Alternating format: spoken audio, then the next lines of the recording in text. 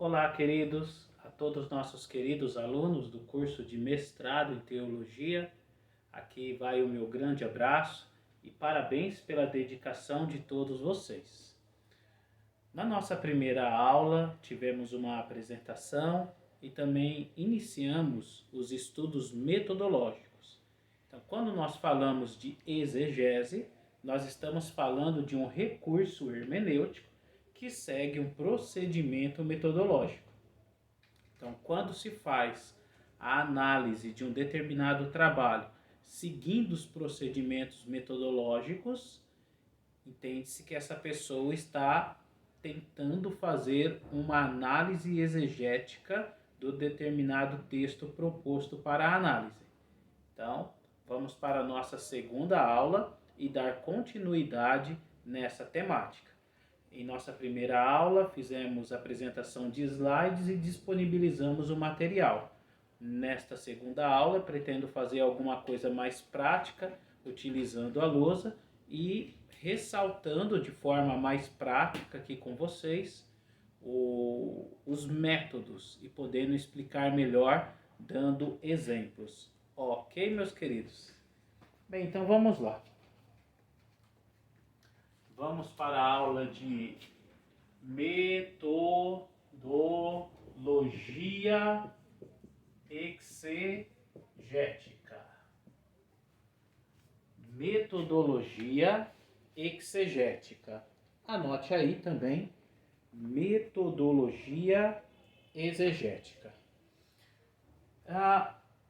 Uma coisa que é importante ressaltar é que exegese não estuda versículo por versículo.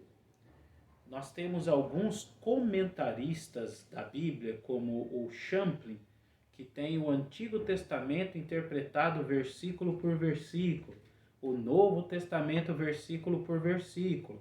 Essas obras podem ser utilizadas como consulta bibliográfica, no entanto, o método de se fazer análise versículo por versículo não é o método exegético, porque exegese não estuda versículo por versículo. Exegese estuda perícope. Então, o nosso primeiro tópico seria identificar a perícope. Identificar a perícope. E o que seria identificar a perícope? Uma perícope é um bloco literário. Isso não quer dizer que é um capítulo inteiro ou um versículo inteiro. Um bloco literário é um pedaço de texto, às vezes inserido em um determinado capítulo. Eu vou dar um exemplo, Isaías 45, do verso 1 ao verso 7. Nós temos um bloco literário ali. Quando chega no verso 8, nós temos uma nova perícope, porque muda-se o discurso. É como que no verso 1 ao verso 7 do texto que eu sugeri, gira em torno da figura de Ciro, da libertação, e aí o verso 8 vem com um outro assunto. É importante dizer que o livro de Isaías ele não foi escrito os 66 capítulos de uma vez. Ele foi escrito um bloco literário e guardado, depois outro bloco literário e guardado. E no processo de canonização, pegou-se aqueles pedaços de pergaminhos que entendia-se que era de Isaías e colocou num rolo só. Então, aquilo que era fragmentos de textos que estavam guardados nas fendas, às vezes das rochas ou nos jarros, aquilo foi juntado em um único texto para se dizer, esse aqui é o profeta Isaías. Só que o profeta Isaías, aqueles vários capítulos e versículos, os 66 livros, nada mais são do que o ajuntamento de vários blocos literários para se dizer que tudo aquilo é obra de Isaías, né? Dentro do aspecto de canonização do judaísmo.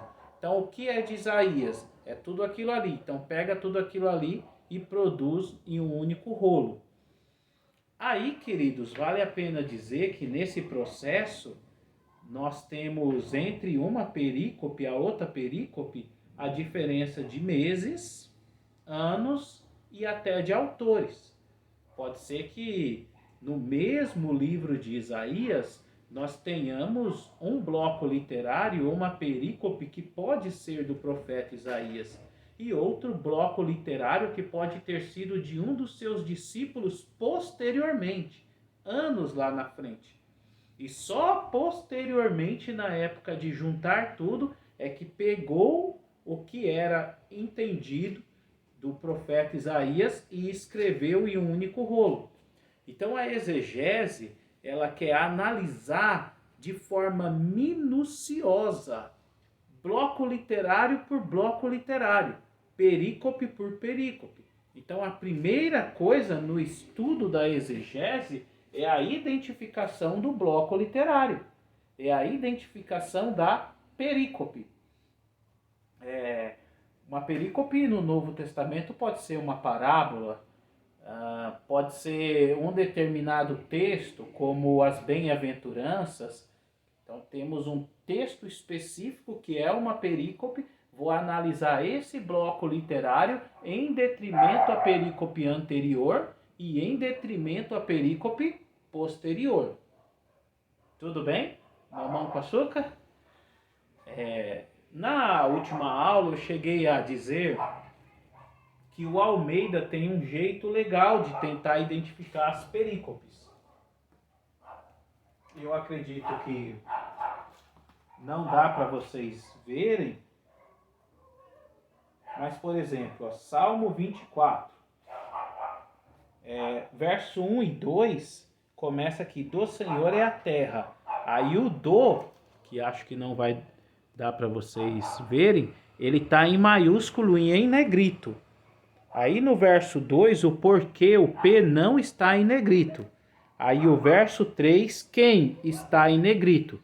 Então esse maiúsculo e negrito das versões Almeida Revista e Corrigida foi uma tentativa de se apresentar as perícopes, os blocos literários.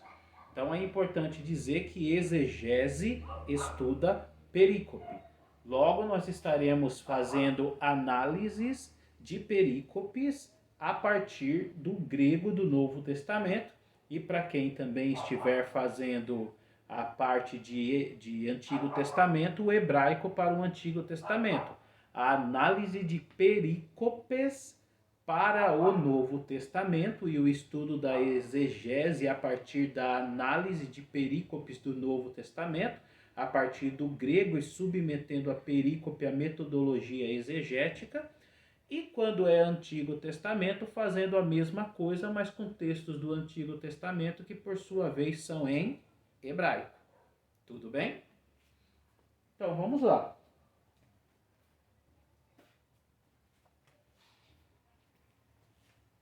Segunda coisa,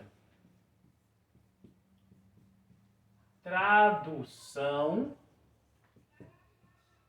literal. Queridos, uma das dificuldades da galera estudar exegese é porque para estudar exegese, se for um estudo da exegese relacionado ao Novo Testamento, tem que saber grego. E se for um estudo da exegese relacionado ao Antigo Testamento, tem que saber hebraico. Então, para quem não sabe grego e hebraico, não dá nem para começar. Dá para fazer exercícios exegéticos utilizando algumas traduções, a Bíblia de Jerusalém, a Bíblia Tebe, o Almeida e outras versões e traduções, só que não é o correto. O correto é você partir do grego para o Novo Testamento e do hebraico para o Antigo Testamento, para você não criar argumentos a partir da tradução que sejam facilmente desconstruídos quando você analisa o texto a partir das línguas que os textos foram escritos. Então, para começar a estudar exegese, se for Novo Testamento, grego. Se for Antigo Testamento, hebraico, e não tem como fugir disso, né? Por exemplo,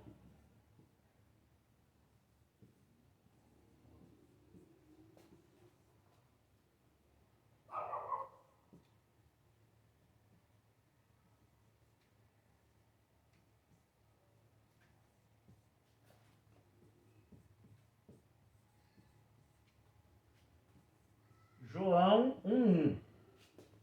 João 1:1, só a parte A. Preciso fazer a análise direta do grego, né? Então, en arche en ho logos. Então, em é uma preposição mesmo, em. Arque, princípio. En aqui já é um verbo. Era, o logos. Logos. Ou se eu quiser traduzir verbo, ou palavra.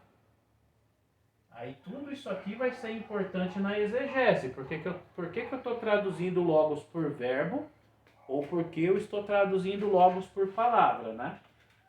Então, isso aqui é o grego. Preciso fazer uma tradução, se possível, o mais literal possível. Tá bom? Você faz uma tradução literal e depois você pode fazer uma nova tradução fazendo alguns acréscimos para melhorar. Fora isso, não. Digamos que seja em hebraico.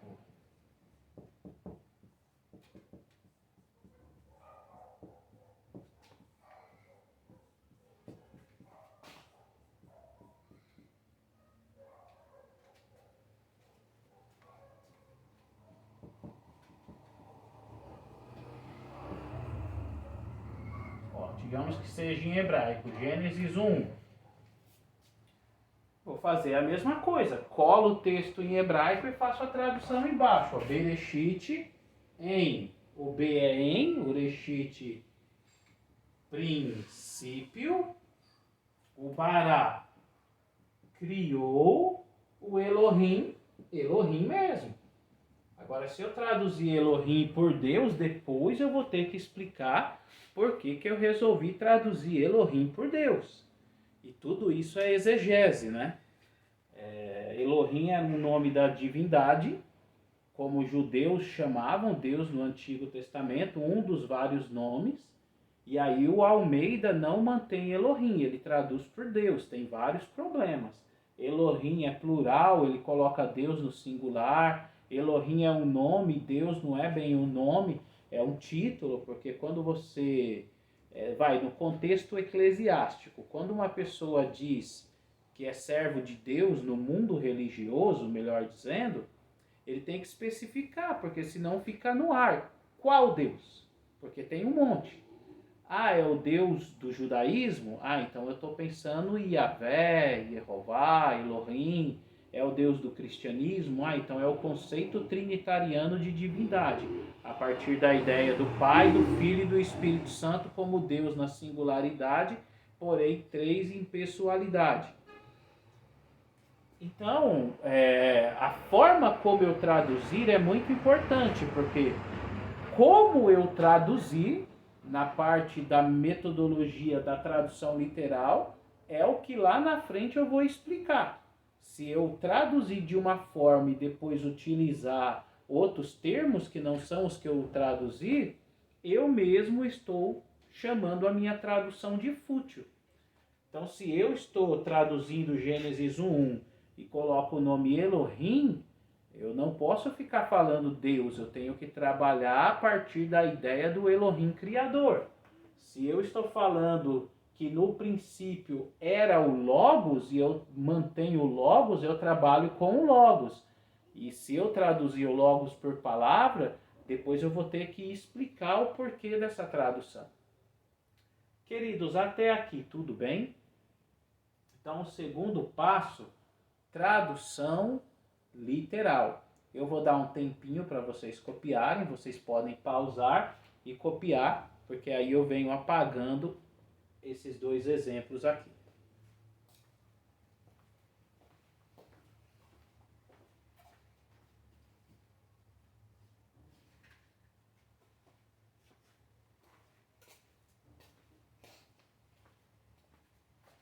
Agora sim que já voltamos, vocês já copiaram, vamos apagar.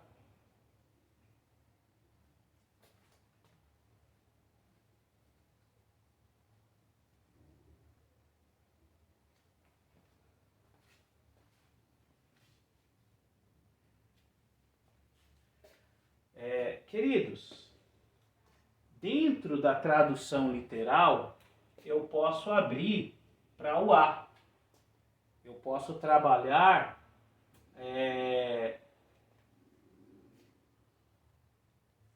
apresentação de palavras e verbos. Ou seja, vamos lá para João 1, que eu estava trabalhando. Enarque, eu posso comentar, né? O verso 1, escrever um texto mesmo. O verso 1 do capítulo 1 do Evangelho Joanino apresenta o sujeito, ou propriamente protagonista do enredo, o Logos. Beleza. Aí você vem com a definição aqui de Logos. Aí você também pode falar sobre o arque, né? Como o princípio. Ou seja, você pode, no item A da tradução literal, fazer uma apresentação de palavras e verbos que te chamam a atenção e que lá na frente você vai trabalhar isso na análise exegética. Então você já dá uma definição aqui, porque aqui é o começo da exegese. Pensando lá no Antigo Testamento, digamos que eu queira trabalhar o Bará. Então, o Gênesis 1:1 apresenta o verbo bara. Não precisa transliterar. Alguns até gostam, né? Apresenta o verbo bará, que significa criar. Aí você vem com uma explicação mais aprofundada do significado de criar a partir do hebraico. Já vai dando algumas definições de palavras e frases no próprio item A da tradução literal. Vou tentar escrever aqui para não precisar apagar. No B, crítica textual. Então, queridos, na crítica textual, nós vamos fazer uma análise e perguntar propriamente para esse texto, se for Antigo Testamento em hebraico, se esse texto ele tem uma certa correlação com a Septuaginta, uma correlação com a Vulgata, né? Ou se o texto em hebraico, que seria o texto massorético, vai para um lado e o texto em grego da Septuaginta vai para outro totalmente diferente. Então, nesse momento, por exemplo, eu posso explicar, eu posso dizer que há uma certa falta de relação entre os textos da Bíblia hebraica com os textos da Septuaginta e mostrar essas relações. Quando eu estou falando de textos do Novo Testamento, eu também posso dizer que na versão...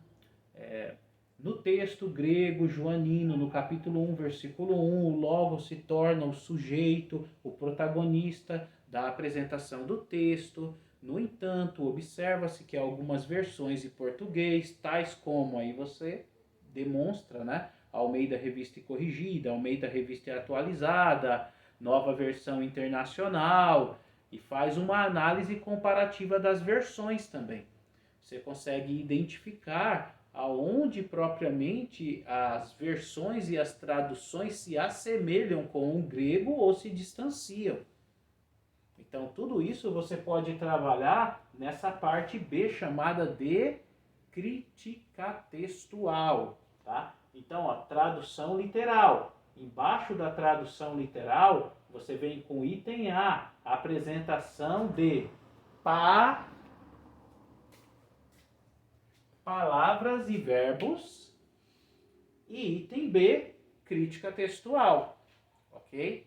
Existem bons livros relacionados à crítica textual. Eu acredito que eu tenho uma aqui e vale a pena mostrar para vocês. Para quem for Antigo Testamento, tem o Manual da Bíblia Hebraica, que geralmente faz esse trabalho de fazer as comparações do texto em hebraico com a Septuaginta, com a Vulgata, com a Vetus Latina, com a Peshitta, e vai embora.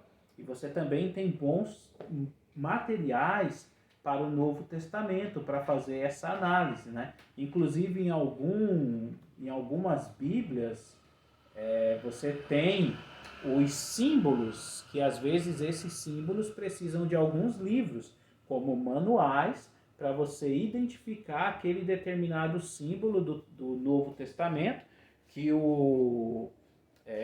a Bíblia está tentando fazer uma certa identificação, se aquele texto é um texto talvez do cristianismo patrístico, se aquele texto é um adendro posterior, é um texto que foi enxertado, a perícope em si é do século I, só que aquele enxerto naquela perícope, aquele adendro posterior é um adendro do século II e meio para frente, por causa da linguagem, por causa da terminologia.